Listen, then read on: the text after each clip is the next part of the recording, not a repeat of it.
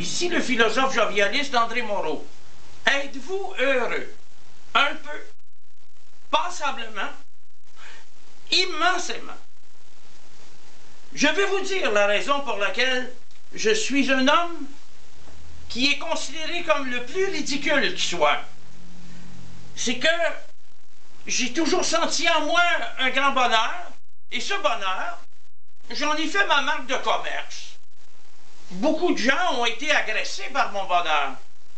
Et il y a même quelqu'un qui a interpellé brutalement une de mes collaboratrices dans la rue en lui disant « Ton maudit Moreau, il m'écœure avec son bonheur. » Elle m'avait demandé « Mais André, qu'est-ce que tu penses d'un homme qui pense ça du bonheur? » Ben, je lui ai dit « On va attendre quelques années et on va voir ce qui va lui arriver. » Et 2 années plus tard, cet homme se promenait en chaise roulante.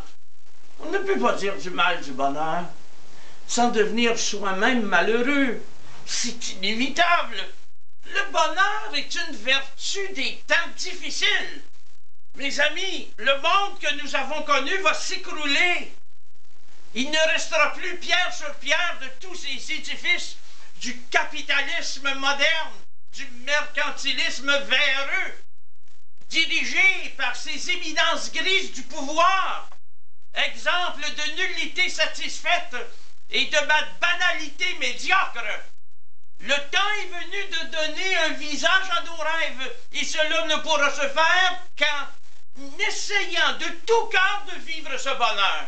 Ce bonheur qui nous rendra indépendants, ce bonheur qui nous permettra de regarder d'une âme égale la vie, les gens, le monde, les étoiles. Vous savez pourquoi j'accorde une si grande importance au bonheur? C'est que si vous êtes vraiment heureux, vous possédez en vous un océan d'intelligence et d'énergie qui affleure dans votre vie, qui fertilise votre personne et qui rend votre comportement plus créatif, qui vous inspire une mélodie, un écrit, une construction, qui renouvelle votre audace. Peut-être que le grand mot est lancé. Le bonheur ne vit en nous que dans la mesure où il nous permet de nous renouveler. C'est la grande force du renouvellement. Et je parlais à un jeune de 20 ans qui me disait qu'il se sentait fatigué.